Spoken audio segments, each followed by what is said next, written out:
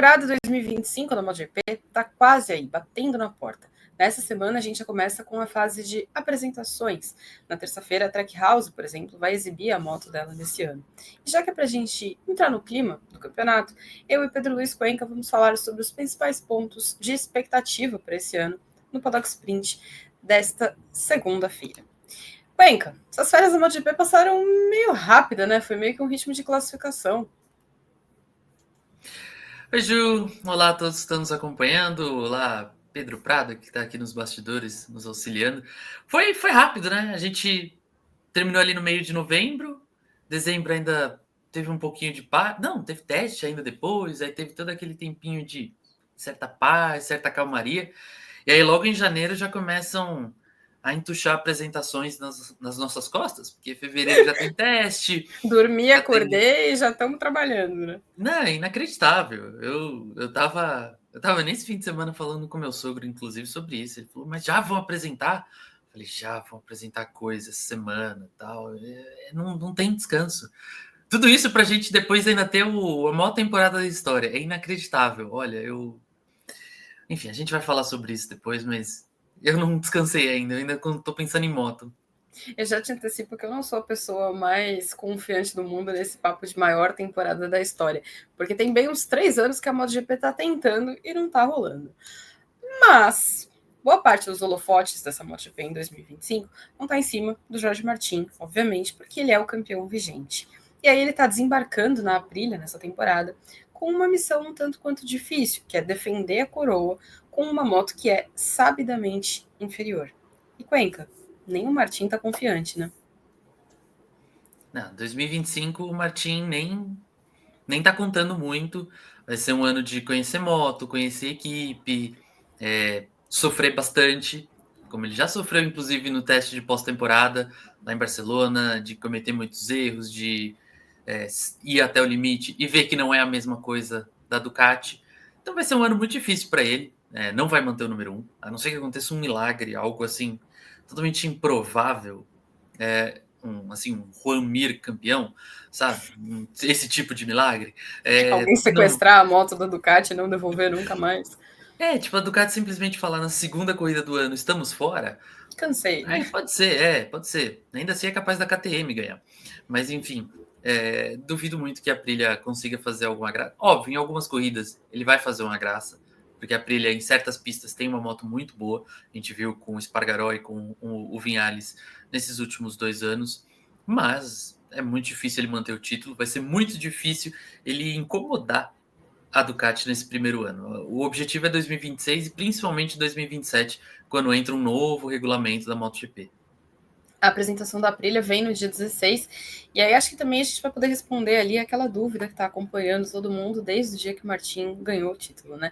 Se ele vem aí com o número 1 ou não. A gente já falou disso outras vezes. Eu insisto, Martin merece absolutamente o número 1 em todos os pedacinhos que ele conseguir enfiar. Essa moto da Aprilia, essa não merece, né? Não, mas ele merece porque é aquela coisa, né? Quando que você vai ter outra chance de colocar? Então aproveita Exato. logo que você tem, a não ser que você seja assim um Mark Marques, um Lewis Hamilton, que aí você consegue se bancar, você fala, pô, no próximo ano eu vou ser campeão de novo, não preciso do número 1 agora. Aí tudo bem, mas se você não tem essa confiança, coloca logo. E ainda dá esse agrado pra Aprilia. Tá chegando a equipe nova, coloca o número 1 lá, faz os caras se sentirem especiais. Não tem A problema Aprilia não. certamente ia gostar, né, de ter o... Já até Isso. rolou umas alfinetadinhas entre a Aprilia e Ducati, porque a Ducati destacou que não, mas a história vai dizer que ele conquistou com a gente, não sei o que lá, e aí a Aprilia disse que a gente pagou bem menos por esse número 1, então, não, climão maneiro. Agora, tem uma outra parte dos holofotes que vai estar em outro lugar, e esse também já está acostumadíssimo com ter holofote em cima dele, às vezes pela performance, às vezes por outras coisas, que é o caso de Marc Marques, que vai vestir vermelho e defender a equipe de fábrica da Ducati. Vai ser a estreia dele com a Ducati, né, já que ele já correu com a moto italiana no ano passado com o Agressini, mas chegar ao time de fábrica tem uma certa pompa ali também, né? Tem uma certa pompa e aí quando a gente consegue enxergar de novo o Mark Marques como o gênio que ele é. Né? Porque a gente olhar para o Mark Marques numa equipe satélite, parece aquele piloto que já está meio em fim de carreira, já se afastando aos poucos. como foi o Valentino Rossi numa equipe satélite, né? Aquela coisa já meio de despedida. Então, ver de novo o Mark Marques numa equipe de fábrica, num time oficial, com moto atualizada, aí a gente olha e fala assim, ok, ele está grande de novo, ele ainda é aquele piloto genial que a gente conhece. Óbvio, não é fácil você pular de uma moto de 2 anos atrás para a moto atual. Lá da GP 23 para 25, não é fácil. Ele vai apanhar no começo com algumas coisas. Teve um salto muito grande de performance já da 23 para 24, né? Imagina agora para 25. Então ele vai sofrer no começo. Mas agora a gente olha de novo para o Mark Marques e sente que ele está em casa, que ele está no lugar, de fato, no lugar merecido dele ali. Então vai ser bem interessante isso daí. Até porque se ele fez o que ele fez em 2024, né, com uma moto totalmente diferente, defasada, fica aquela expectativa para ver o que ele vai fazer esse ano, porque a gente sabe da capacidade dele e a gente sabe que ele consegue fazer quando tem uma moto boa na mão. Até com uma moto ruim, né, ele consegue fazer coisa boa. Tá aí muitos anos de Honda, né? Que ele não tinha a melhor moto do grid, e ele fez ela, pelo menos, parecer que era a melhor moto do grid. Então, acho que tem uma capacidade extra ali vinculada ao Mark Marques. Agora, ele disse outro dia que ele tem 2 boas balas para recuperar, né? Para conquistar títulos na MotoGP. Obviamente, falando aí desse contrato de 2 anos que ele tem com a Ducati. Então, uma bala é a de 2025, a outra bala é a de 2026. Eu acho que não dá pra gente dizer que ele tá errado, né? Acho que é um fato. É um fato. O problema é que esse problema de você ter 2 balas é que você tem que acertar muito bem no alvo, né? Ele tem o primeiro ano aí de certa adaptação ao ritmo da moto, a encarar ali toda a pompa da garagem de uma equipe de fábrica novamente. E para 2026 a gente já tende a ver um Mark Marques mais dominante. Mas eu ainda acho que para 2025 ele já vai incomodar bastante, e vai ser interessante, porque são estilos diferentes. A gente vai chegar nisso, mas são estilos diferentes agora dentro ali da garagem da Ducati, entre Mark Marques e Pecco Bagnaia. Então, ele é mais atirado, digamos assim, já que a gente está falando em balas, ele é mais Ousado. atirado, ele é mais ousado do que o Bagnaia. Então, tende a ser um choque bem interessante ainda dentro da garagem da Ducati.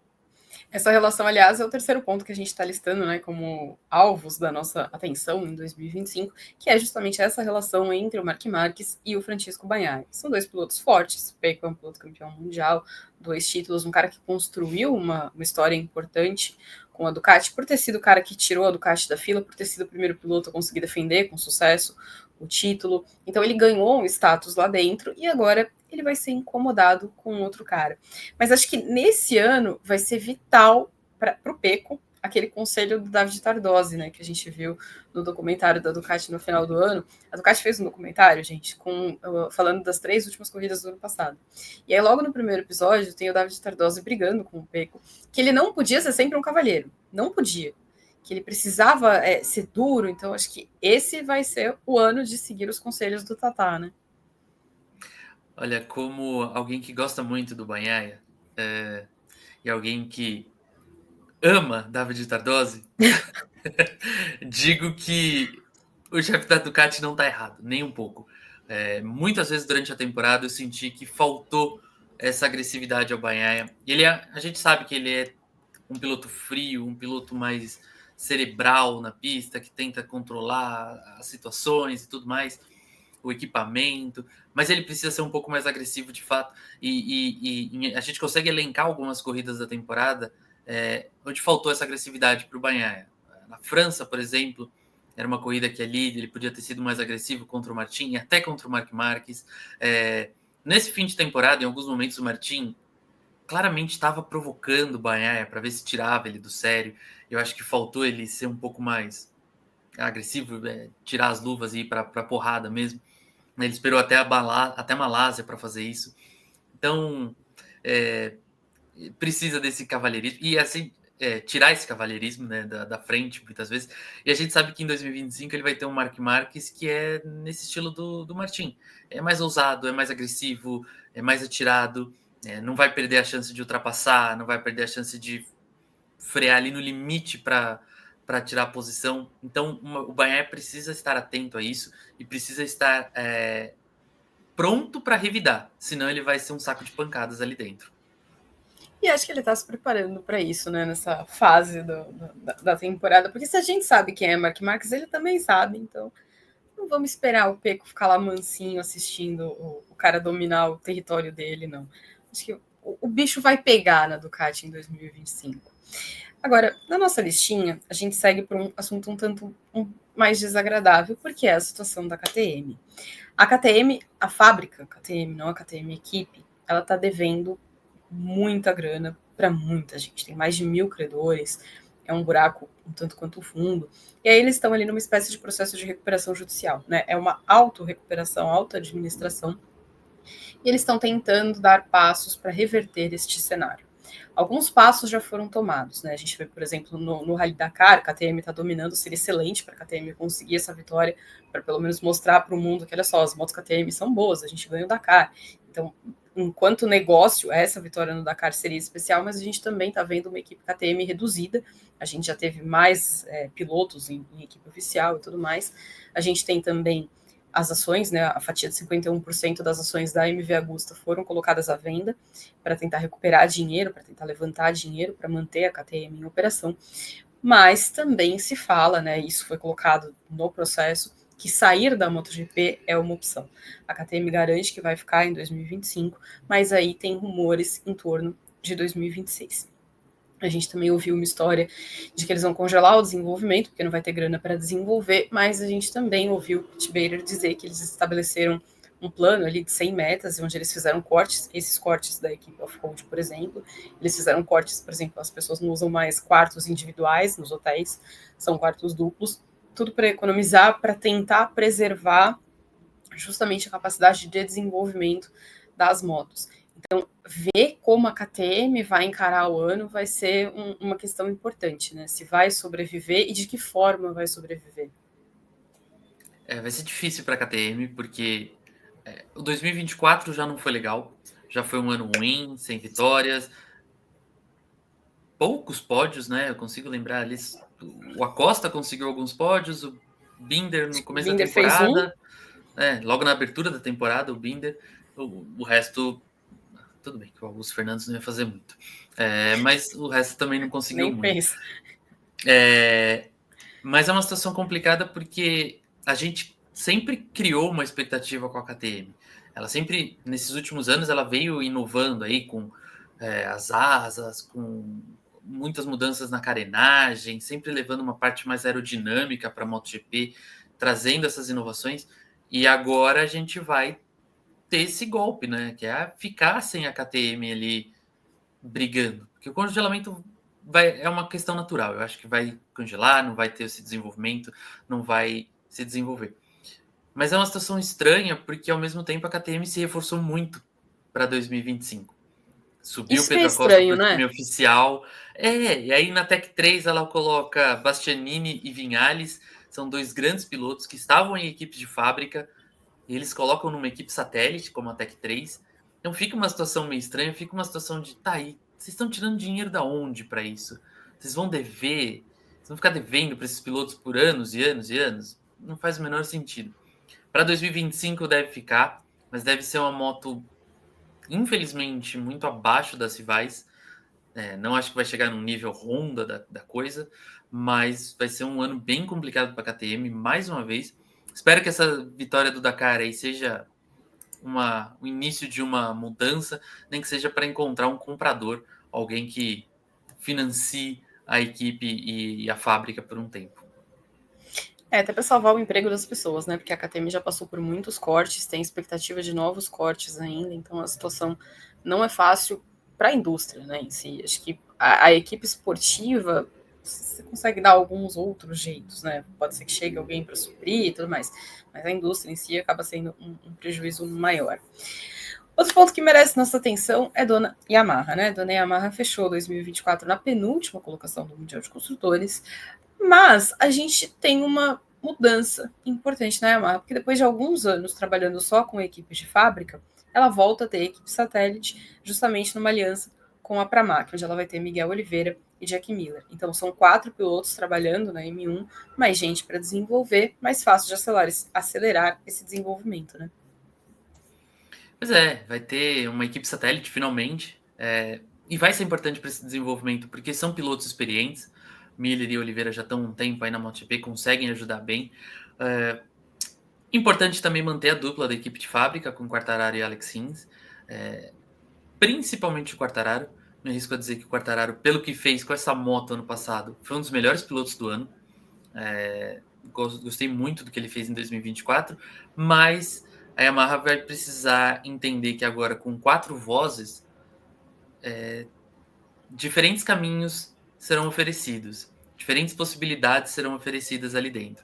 Então, antes, eles seguiam muito a voz do Quartararo, os conselhos do Quartararo, por ser o líder ali, digamos assim, da equipe.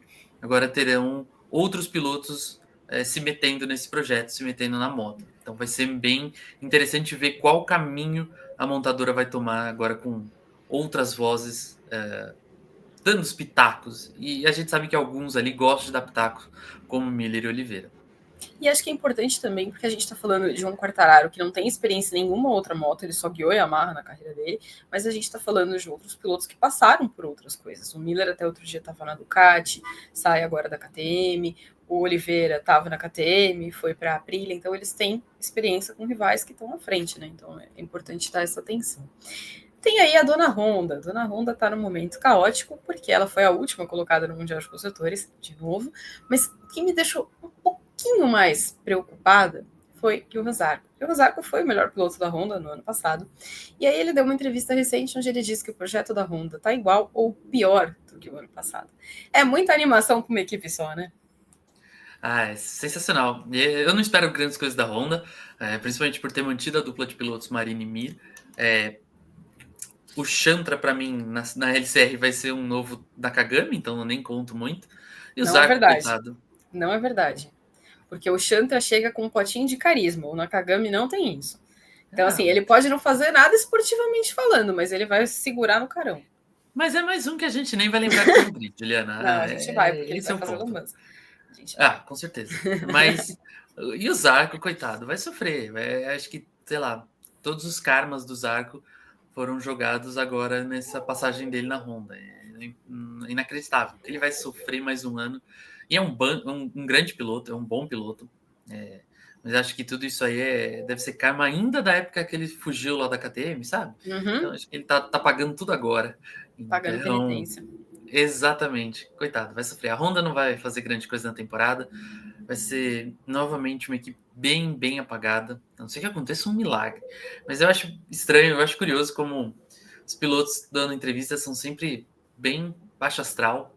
Né? E aí, quando Eu gosto entrevistam muito os também. dirigentes, não, porque a gente pode sonhar com o segundo lugar no Mundial de Construtores. Não tem uma sintonia ali, é inacreditável. Não, Eu mas acho fascinante. a gente tem que reconhecer que o próprio Puig não parece muito animado, né? Ele reconhece que, assim, não, assim, a gente melhorou, mas ainda tem um longo caminho pela frente. E acho também que a própria LCR deu a letra do que aconteceu, né? O Lustignello disse outro dia que no momento em que o Mark Marques se machucou em 2020, a Honda decidiu parar o desenvolvimento para esperar ele voltar. Parabéns, eu queria dizer isso para você. Agora, outra equipe que a gente vai ter que ficar de olho, VR46, porque VR46 vem num status diferente. Com a saída da Pramac, ela passou a ser a equipe prioritária da Ducati. Só que só com uma moto de fábrica, né, uma moto do ano, que é justamente a moto que estará com o Fábio de Gianantonio, que está voltando de cirurgia. Do outro lado da garagem vai ter o Franco Morbidelli, que vai ficar com a mesma moto que ele usou no ano passado, mas agora correndo basicamente em casa, porque ele é uma cria, né, da Academia de Pilotos do R46, basicamente um sócio fundador. Você acha que a VR46 consegue incomodar ou vai ficar mesmo ali na postura de coadjuvante? Eu acho que dá para incomodar. Não vai ser durante toda a temporada, mas em algumas corridas o Gian Antônio vai incomodar. Nossa, saiu difícil. O Di Gian Antônio vai incomodar. Mostrou já esse ano um bom desempenho em muitas corridas, inclusive machucado. Então acho que ele pode ser um incômodo ali a Marques e Bagnaia. Mas eu estou bem ansioso para ver o Bezzecchi. O Morbidelli. Porque em 2024 ele teve aquele acidente na pré-temporada, não conseguiu fazer testes, não conseguiu andar com a Pramac até a primeira corrida do ano no Qatar. E ele demorou para engrenar, mas quando engrenou até conseguiu ser decente, óbvio. Do outro lado da garagem tem no Martin, fica uma comparação desigual. Mas ele foi decente, ele conseguiu mostrar um bom desempenho. Então agora já com uma pré-temporada, trabalhando com a mesma moto do ano passado, que ele já conhece, que ele já trabalhou, vai ser bem interessante ver o Morbidelli. Eu acho que é um piloto que a gente tem que prestar atenção ao longo do ano. E acho que tem no carinho da galera que gosta e conhece ele há muito tempo, né? Ele vai trabalhar com gente que tá ali há muito tempo, que ele já tinha uma certa relação com o Matteo Flamini, né? Que foi telemetrista do Valentino Rossi, hoje é chefe de equipe na VR46, eles vão trabalhar juntos. Então acho que tem uma boa expectativa para o Morbidelli nesse ano. Agora, a gente passou alguns anos em que a disputa pelo título de novato do ano na MotoGP era uma mera formalidade. Mas esse ano tem disputa porque são 3 estreantes. A Ogura, Fermin Aldiger e o Sonky Chantra. Eu imagino que as pessoas já tenham entendido que a sua aposta é que o Sonky Chantra não vai levar esse título e vai ficar na última posição. Mas entre Fermin Aldiger e a Ogura, o que a gente espera? É uma situação complicada, porque o Aldiger tem uma moto melhor, ele sai com uma Ducati, ainda que seja uma GP24, ele sai com uma Ducati na frente, mas o Ogura ele é mais consistente do que o Aldiger. Ele é aquele piloto que não cai tanto, não comete tantos erros. O Aldiger ainda tem muita afobação, né? Por mais que já tenha mostrado muito talento na Moto2, ele ainda é muito afobado em muitos momentos. Então, acho que o Ogura é meu palpite para esse primeiro ano, justamente por essa consistência, por saber ali que terminar a corrida é algo importante. Ele tá com uma Aprilia, né? Vai correr na Trackhouse. Então, uma Aprilia não é uma moto ruim, então dá para ele ali incomodar o Aldiger durante boa parte da temporada, sim. O Aldiger de 2023 deixou a gente mais animado, mas o Aldiger de 2024 ele não foi tão encantador quanto deveria ter sido, levando em conta, né, o contrato que ele assinou logo no início do rolê. Agora, mudando um pouquinho de categoria, porque a gente não pode deixar de falar, Diogo Moreira. Diogo Moreira fechou 2024 muito bem, obrigado, porque ele fez uma baita de uma manobra na última curva da última volta para conseguir o primeiro pódio dele, então deu ali um excelente cartão de visita. E desde então, o Diogo só venceu, né? Ele participou do TT, como é que chama aquele do Rocorrente? Ele fez uma prova de. Não é supermoto. Off-road. Mas tem outro nome. Eu já vou achar aqui, enquanto o Cuenca fala, eu vou procurar. Ele venceu essa corrida, e aí nesse fim de semana ele foi convidado para os 100 quilômetros dos campeões, lá no rancho do Valentino Rossi, e ele venceu a corrida. Então, digamos que Menino Moreira tá vindo em alta, né? Tá vindo em alta e foi um começo de ano, um final de ano muito bom, porque no começo ele gastou todas as quedas, todo o aprendizado que ele tinha na moto. E depois, no fim do ano, ele já se acertou, já conseguiu mostrar que estava mais entrosado com o ritmo da Moto 2. Vai ser um ano. Aposto que vai ser um ano melhor para ele, por já estar entendendo melhor o grid, entendendo melhor a moto, mas ao mesmo tempo não vai ser fácil. Tá subindo uma galera boa da Moto 3, como o Alonso, o Ortolá. Tem uns pilotos já mais experientes na Moto 2, que podem incomodar, como o Vietti, como o Aron Canet, que terminou o ano muitíssimo bem. Então, não vai ser fácil para o Diogo, né? Não quero assim colocar para todo mundo, o Diogo vai ser campeão. Não vai ser fácil, mas acredito que ele vai fazer muito melhor do que fez esse ano, e olha que ele já fez muito. Se a gente pegar ali o guia que a gente fez no começo de 2024, a gente falava, não vai conseguir pódio, o negócio dele é ir pontuando aos poucos, tal. E ele conseguiu. Então, só por isso a gente já cria uma expectativa de que pode ser um ano melhor para ele, mas acho que título é um sonho ainda bem, bem ousado. Dirty Track é o nome que eu queria lembrar. Eu falei com a chefia, né, da Italtrans logo depois que a gente terminou o campeonato, e aí eles apontaram alguns aspectos que tem reflexo nessa melhora do Diogo, porque a maior parte dos pontos dele, mais de 50% dos pontos que ele somou no ano, vieram das últimas 5 corridas. E aí eles apontaram que uma coisa que fez diferença ali foi o compartilhamento de dados da Kalex entre os pilotos. A gente vê isso, por exemplo, acontecer na Ducati, né, os dados estão acessíveis a todo mundo, e aí todo mundo consegue melhorar, e quando isso passou a acontecer na Moto2, permitiu também essa evolução. Então a equipe fechou a temporada com uma nota 8 para ele, fez um balanço super positivo dessa temporada. E agora ele fica com a posição de que é o piloto principal da equipe, porque antes, teoricamente, seria o Denis Foggia, que era o cara mais importante, o mais experiente. é uma mudança de cenário para um piloto que está num bom momento e que cresceu bastante na temporada, né? Acho que independente de brigar pelo título ou não, a evolução do Diogo deixa a gente animado pelo que ele pode fazer nesse ano. E vamos ser sinceros, a gente não sabe se é verdade, mas já tem rumor aí de gente falando que estão de olho nele para a MotoGP. O passaporte do Diogo deve contar para isso, né? Acho que a gente viu acontecer com o espanhol sendo barrado, o fato de ele ser brasileiro vai contar. Agora, para 2025, o número de 26, o número de vagas é muito restrito. Então não dá para dizer que 25 é um ano decisivo para o futuro da carreira dele, né? Não, tem. Como eu disse, tem muita equipe que para 26 já tem piloto assegurado, e 26 é o último ano desse atual regulamento da MotoGP. Para 2027 as motos mudam. Então vai ser um cenário muito parecido com o que a gente viu na Fórmula 1. Final de regulamento, vão terminar os contratos, e aí a partir dessa nova era vão arriscar vários pilotos, vão arriscar uma grande mudança no grid. É meu palpite. Então aí nessa acho que o Diogo pode entrar, assim como o Davi Alonso ou qualquer outro piloto que se destacar na Moto 2. Mas para agora, as equipes e as montadoras vão apostar nesses pilotos mais experientes para fechar esse ciclo, para deixar tudo isso bem certinho. E aí depois, acho que para 2027 é um ano muito melhor para a gente sonhar, 26, 27, do que 2025. Então, é isso, a gente tem que entender que vai ter todo esse clamor do público brasileiro, até porque vem Goiânia aí, e etc. Mas a gente precisa entender que não é assim que a banda toca. Já foi difícil para subir, já foi difícil vai ser difícil para subir, então tem que ter muita calma. Em uma situação normal já é difícil, não é porque vai ter corrida aqui que ele vai subir com facilidade, gente. Vamos ser bem sinceros, não vamos enganar ninguém aqui. A gente tem que manter os pés no chão e maneirar também na cobrança, né? Porque a gente não é um país que tem tradição nesse esporte. O Diogo chegou muito longe fazendo a base espanhola, mas ele continua nadando sozinho na correnteza, né? Porque a gente ainda não tem tanto piloto brasileiro lá fora. Então, é um fator de dificuldade extra. Em alguns pontos pode ajudar, em outros pode ser um complicador, mas o que ele precisa é o que ele está fazendo até aqui, indo passo a passo, melhorando e mostrando para todo mundo: olha aqui o que eu sei fazer. Então, acho que é isso que a gente espera dele para essa temporada. Agora, você falou lá no começo, né?